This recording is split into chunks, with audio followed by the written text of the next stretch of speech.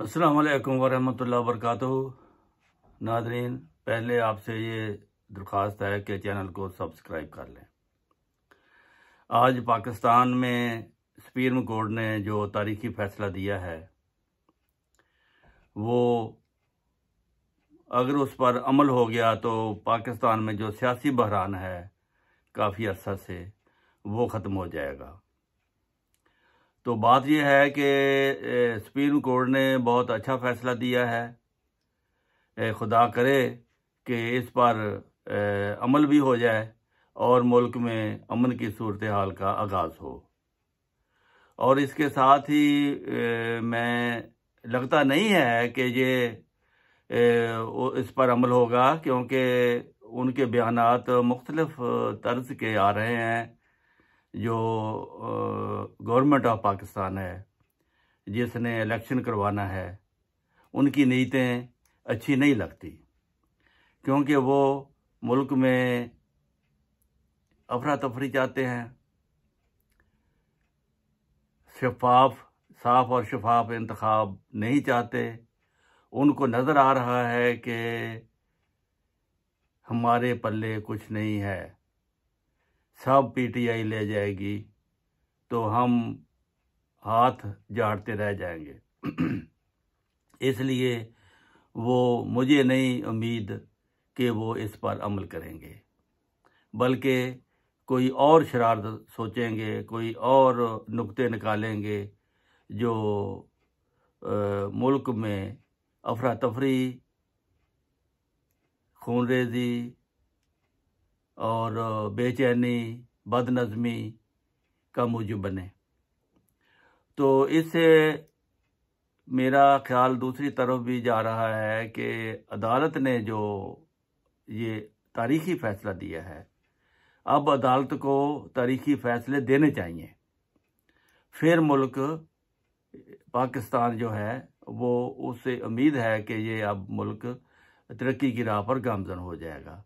दूसरा फ़ैसला मेरे नज़दीक ये है कि नवाज शरीफ साहब, जो कि अदालत की तरफ से मुजरम साबित होकर उनको सज़ा हो चुकी थी, और इस दौरान उन्होंने बीमारी का बहाना बनाकर एक ड्रामा रचाकर बीमारी का अदालत को चक्कर देकर और हुकूमत मौजूदा को चक्कर देकर उन्होंने एक इलाज के लिए बाहर लंदन जाने का जो ड्रामा रचाया था, उसमें वो कामयाब हो गए थे। और वो अदालत ने उसकी जान बचाने की खातिर उसको इजाज़त दे दी, लेकिन गारंटी ली थी, एफिडेविट लिया था, और गारंटर ने, जो इस वक्त वज़ीर आज़म हैं पाकिस्तान के, वो उनका भाई है, उन्होंने ये गारंटी दी थी 50 रुपए के स्टाम्प पर कि ये मेरा भाई इलाज के लिए जाएगा और फिर वापस आएगा। और जाने वाले ने ये मुआहदा किया था कि मैं इलाज करा के वापस आऊँगा। इस्लाम में तो मुआहदे की बड़ी अहमियत है। 50 रुपए का स्टाम्प हो या 5 करोड़ का स्टाम्प हो, ये सवाल नहीं है। सवाल ये है कि उन्होंने मुआहदा किया था। तो मुआहदे पर अमल दरामद ना होने के नतीजे में अदालत को इसका नोटिस लेना चाहिए, लेकिन किसी ने आज तक इसका नोटिस नहीं लिया। पहली बात तो ये है कि उसी अदालत को नोटिस लेना चाहिए और गारंटर को बुलाकर पूछना चाहिए, फिर उस पर जो दफ़ा लगती है वो लगानी चाहिए। अगर वो अदालत ये हिम्मत नहीं करती तो सुप्रीम कोर्ट का फ़र्ज बनता है कि इस बात का नोटिस ले, अदालत को कहे कि ये जो आपके साथ मुआहदा करके एक मुजरम गैर मुल्क चला गया था, वो इलाज की गरज से गया था, उसने तो इलाज वहाँ कराया नहीं, वो तो शॉपों में, फास्ट फूड में या दूसरी जगहों में कभी कभी देखा जाता है और अब तो वो खुलकर सामने आ गया है, मीडिया में आकर सियासत में हिस्सा ले रहा है और वो मुल्क में इंतशार का मौजू बन रहा है।